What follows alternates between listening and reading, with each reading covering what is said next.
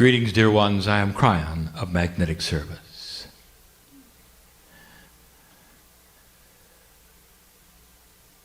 I deliver a message which is now known to my partner, but not completely. The message this night, not just for those in the room,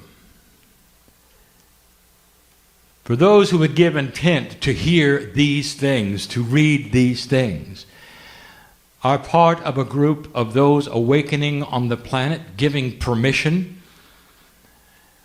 to stretch that bubble of their reality to include that which heretofore has been strange, illogical, and not something that would be part of their reality. And this, dear human being, is what marking you as different from the others, that you would go beyond your fear and push that which you consider to be real into a place that is not familiar to you. A place where you have to ask the questions, what now?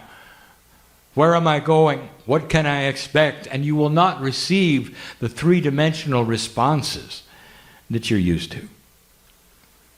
And we know that. Oh, dear ones, there is so much help for you. If we could give you the principles that we have given before of how these things work, you are not alone in these things. When you decide to do anything that is sacred, spiritual, or what you would call work on yourself, there is an attribute which we have channeled about in this very area. You actually broadcast an energy of intent to the cellular portions of your body which are divine. And a signal is sent to them that activates an energy that you don't even know you have. But oh, if you believe you've got God inside, then you have to understand there is something in there that will respond to your intent to meet God. To meet God in a way that keeps you alive and well and peaceful on the earth. Free of disease. One who will have the energy you deserve for the age. And it is absolute. This energy is going to be delivered to you. And you will see it and you will feel it as you progress through your desire to meet that which is in your cells, which is divine. Difficult to explain to you something so invisible, so magnificent. But even more difficult is it for me to explain those things which you cannot ever see. A system that we have that you know all about when you're not on your side of the veil. It is complex beyond belief, not understandable in 3 dimensions. Yet again today, we really want you to take this in. We teach this today to satisfy some of those of you who wonder,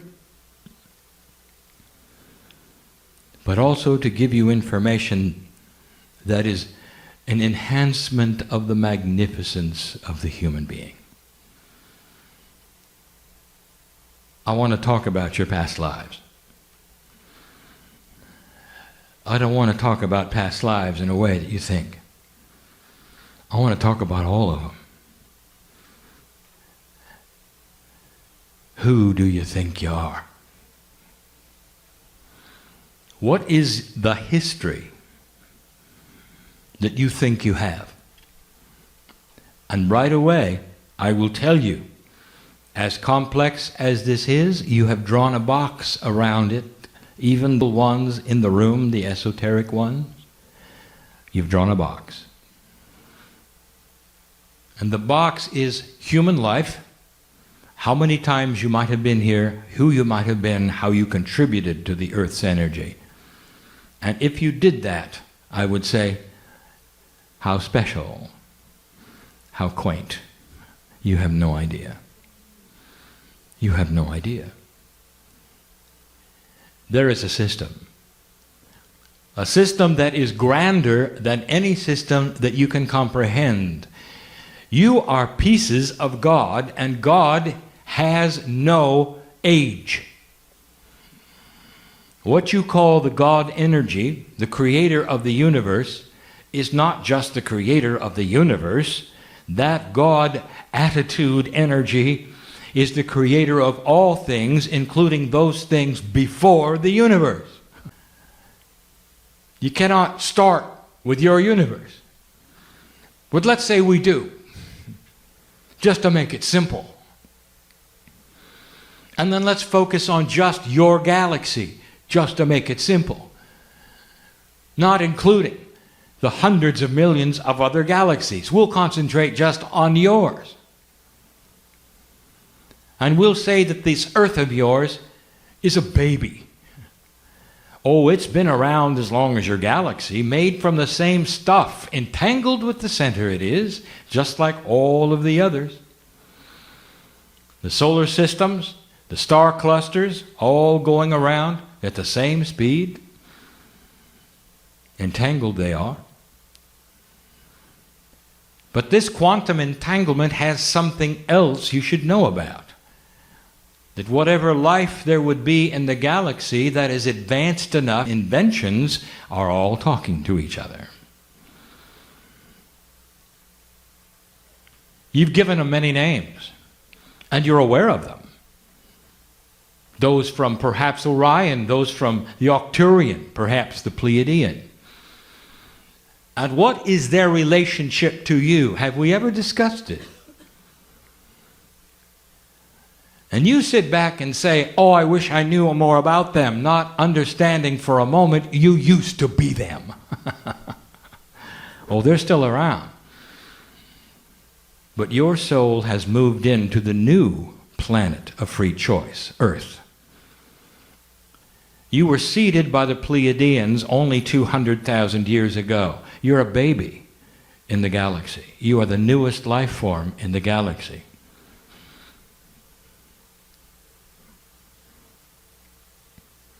The newest life form which is implanted in you, which would be knowledge of energy that is high and low and divine and not.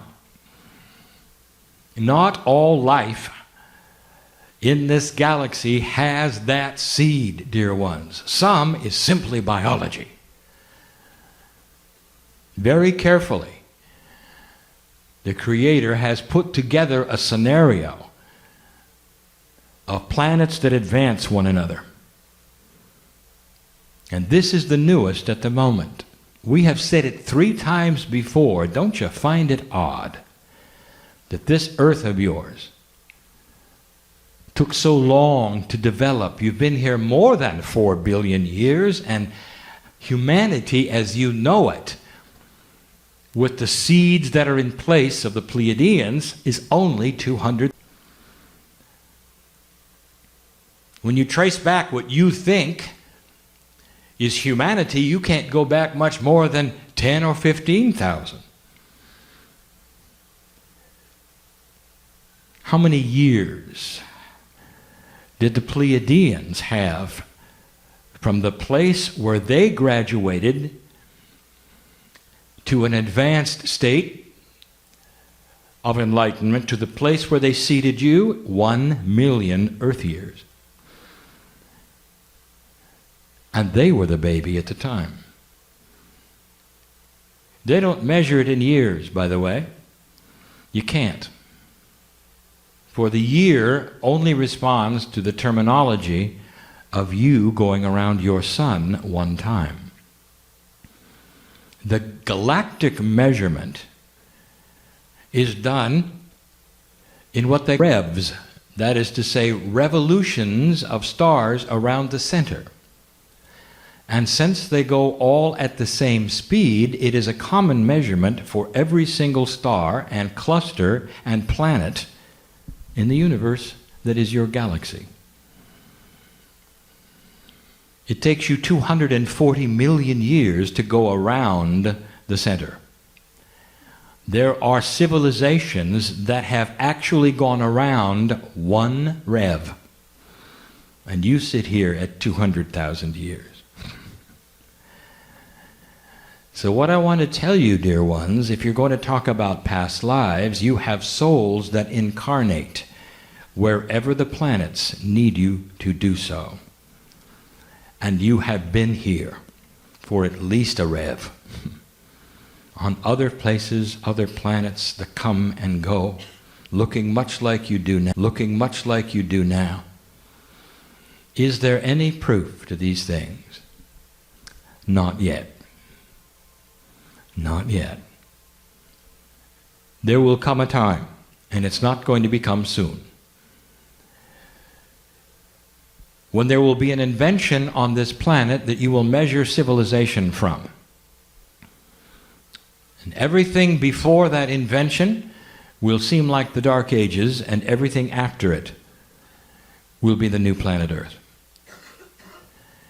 The invention that we speak of is that which enables you to create, sustain, and measure a quantum state. And it will begin with those who figure out how to see it.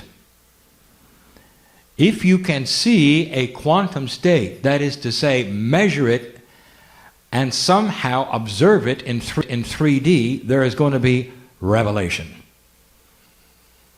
For you will see things that are unseeable to you now, which will lead you then to inventions you cannot conceive of.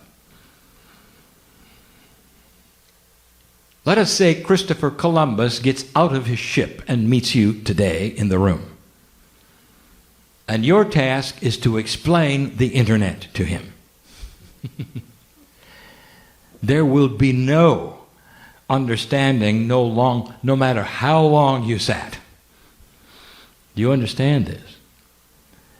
For the consciousness of him, his time, what he believes, and his reality can never mesh with what you know. There'll come a time when you will look at what you know today and consider it in the same way. For you have chosen to pass a barrier.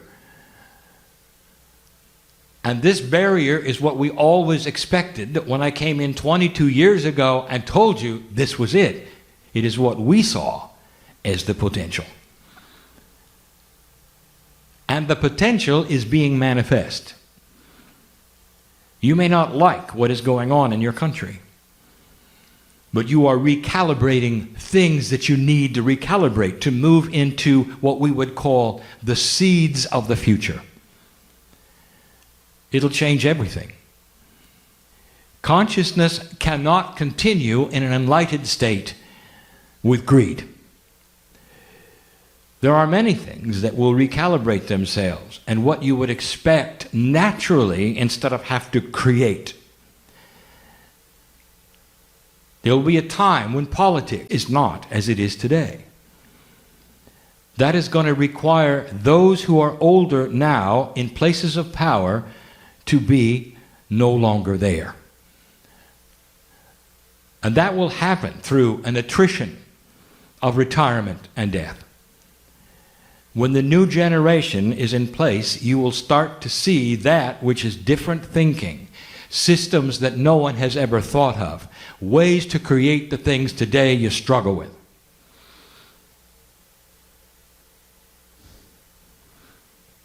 How can you create and fund war and wellness at the same time? And the answer right now is you can't. And this will be a discovery that does not sit well with an old guard, but will with a new one, if you know what I mean. You sit in front of me with 23 chromosomes. And you think, well, that's just the way it works. Well, it doesn't. For all the others around you have 24 that are not humans. Not only that, 2 of them have been fused against all common sense of evolution. Counterintuitive to anything you see in nature, you stand there as the only kind of mammal instead of a variety. And you think everything is fine. If there were anyone who would come to your planet and look at the system, they would yell at you and say, "Can't you see you're different? You're not from here." And that's the subject. So you have to start with past lives, and you have to say, you have been not only your ancestors on earth, but all of the others who are your parents and your grandparents planetarily. No matter what you call them, dear ones. Those from Orion, those Arcturians. They're very helpful, aren't they? Because they are grandparents. Some of them seeded the Pleiadians. And then the Pleiadians seeded you. And it was not done in a conquering way. Pure love. Not like your movies show it. Divinely inspired, appropriate, correct. And someday that quantum invention that you're going to have is going to show something. As soon as they take those instruments and point them at a human being, they're going to see a quantum field, and it's going to shock them. To find out that your biology is quantum. And other mammals, it's not. Will make them wonder what it is about the human being that is special. And then they will have to turn their eyes upon that which is, perhaps, multidimensional and divine. You're born knowing that there is a creator. And you search for the creator from the time you can imagine what's on the other side of your reality. More than 80% of humanity does this. Belongs to organizations, worships in their own way. Bless it all. For the search for God in any form is seen as appropriate. But what about the past lives here? And now we get into the system that you are more familiar with, which you call the Akashic. Akashic inheritance is what we want to talk about. You go through a cycle of life. You come and you go, and you come and you go. The old system of coming and going is different than the new one. And that is tough for some to believe, for they believe the systems are always the same, and they're not. They change with energy. And as you manifest other kinds of energy on the planet, the systems respond. What was the system that the ancients intuitively set up? Now, my partner has taught about that this very day. What is the intuitive system of the first religions on the... And the answer is past lives. And it remained that way for a very long time until what you would call modern day. And the modern day systems threw away the potential that you had lived before. And the reason, a long time ago, was for control. For if you only have one life, you will only have one afterlife. And if you only have one afterlife, you want to behave yourself in the current life so it's the correct one. The idea that you might come around again then takes control out of the hands of those who want you to do certain things now. And that's modern spirituality. Well, there's nothing modern about it. because it is not that which is so. It doesn't matter what the human being believes, honestly, as long as they are aware of the God inside. For many systems serve the human being in worship, even those that don't believe in past lives. For there still is the love of God in every single life that is enhanced through that which is awareness, worship, meditation, energy, all seen by Spirit as a touch of you to the family, a step closer to understanding who you are. Any system based in love is a good system. For compassion and love is the core issue. And that's why you have past lives. Every single lifetime that you live is and imprinted in two places. One is the crystalline grid of the planet, and the other one is in your Akash. Your Akash is actually in three places. We've told you this before, but the one that is tonight's subject is that in your DNA. It imprints itself so that you can use it later. And that has been the teaching of the day. But let me tell you about the system. The old system has you react to karma. Karma is incomplete energy of an expression in the past. That is to say, you come in incomplete in a way that you have a life lesson to then correct or complete the things that were not complete the time before. And we told you this years ago, that that system can be now augmented, and you can throw away any energies of incompletion. For you now may manifest that, not only which is your own Akashic remembrance and energy, but that is to come. Let me explain. You come into the planet and there is karma. You know how to remove it. For you now come in with a consciousness that says, I don't need it, and so you remove it. Instead of karma, there has to be something to drive what you do next. And what drives what you do next is that which we would call light, compassion, awareness. And you then control your life and the energies of your life to such an extent that relatives will claim you don't belong to their family. You change who you are. You're in charge of your own boat. Your own boat. You hold the rudder and you steer it where you want. That is today's energy. Let me tell you about tomorrow's energy, and we have mentioned this only one time before. Now we are telling you that not only are you driving your own boat this time around, but you can now give intent for what you wish to do the next time you come, while you're here this time. That has been reserved for you after you get to the other side of the veil, which is my side, looking at everything, all potentials, and coming back in. You now do it while you're here. Through your intent to see what must be done, you choose, shall I come back in the same family or not? Which is the next subject.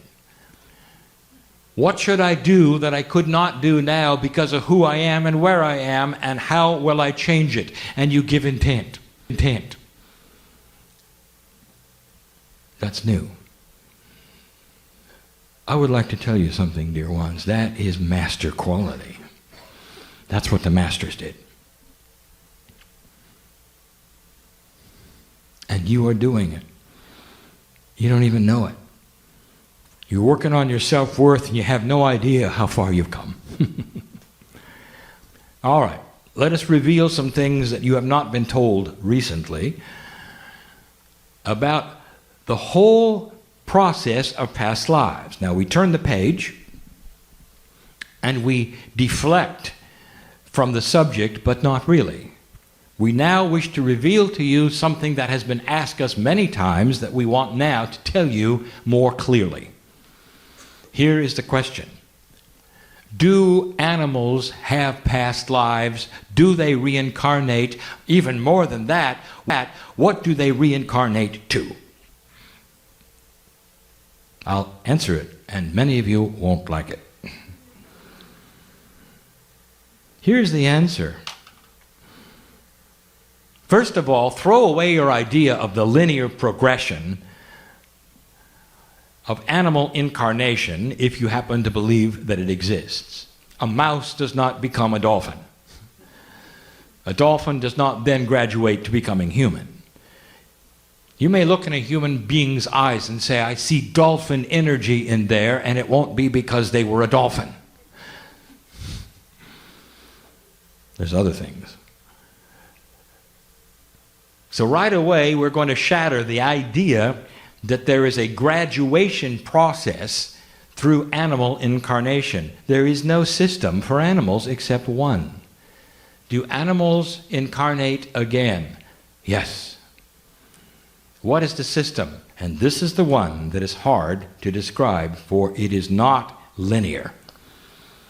I will tell you the only animals that incarnate are the ones that are around humans. That's all. Animals in the forest, they don't. In the plains, they don't. In other words, they have to have been influenced by human consciousness, and that enhances them. They have no divinity in them like you do in yours. There is no test of their consciousness like there is yours. They have in their intelligence, as you all know, the concept of unconditional love. And that doesn't belong to you, does it? You have got to work for it. And they are there, therefore, for one purpose if they're around you. Love. And if that is generated in an animal, it sets up a system. And that system can be then extended over and over and over, for they don't live long enough. There are those in this room who need to hear this. Those who are listening who need to hear this. Hearing, reading, need to hear this. There is a way to extend the love affair of your animal. After it goes and you put the dust in the earth, they want to come back. There's a system. Go look for them, and they'll be there. That's the system. It's beautiful. Don't expect to find the same color, the same breed, even the same kind of animal. But you can look in their eyes and you will see them because they hover around you. They're in the places around you. If you go look, you'll find them. You'll find them. And they will continue the love affair, and you'll know it in what they do and their habits, and there will be no question it's the same one. Go do it.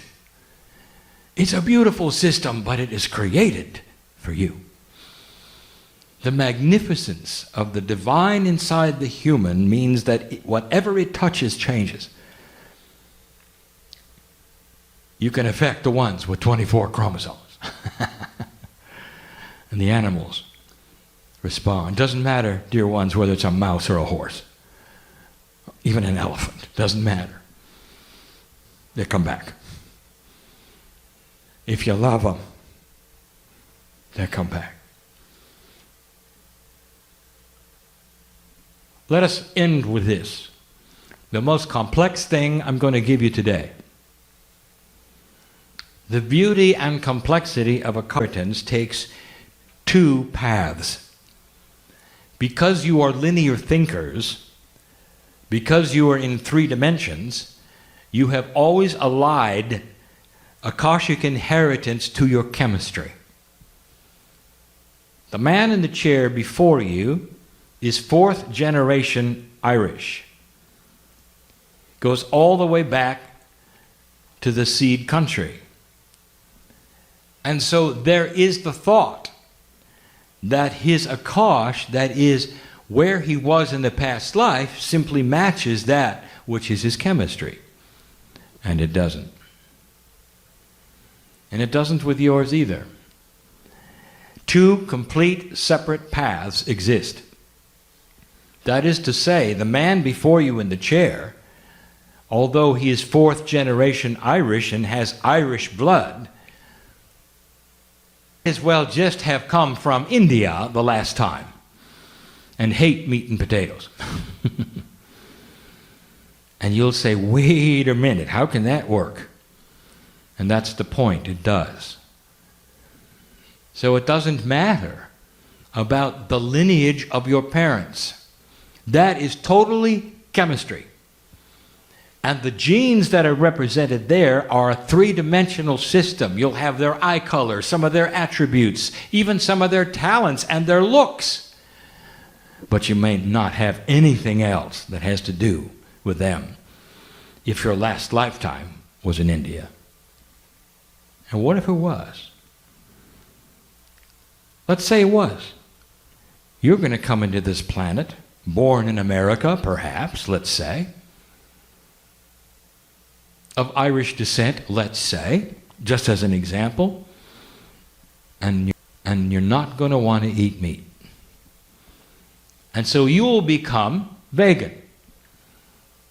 And it works for your body. And those around you will wonder, what happened to you? And why would you do this? Now, there is a propensity for everyone to stand on their soapbox, so to speak, and say, this is the way to eat. Look at me. Not understanding that the statement should really be, this is the way I should eat, based upon my Akashic inheritance. And that's as far as you can take it.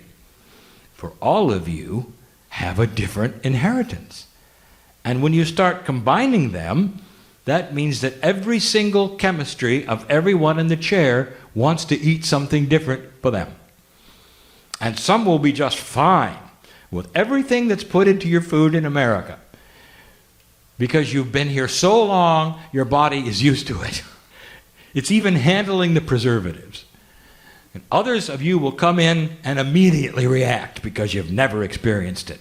Now you'd say, wait a minute, that's chemistry. I told you it would be complex.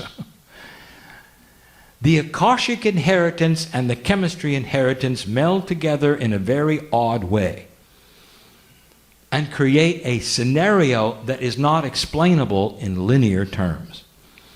Now I've just given you something to think about, but it starts to explain perhaps some of the things that don't make sense with you.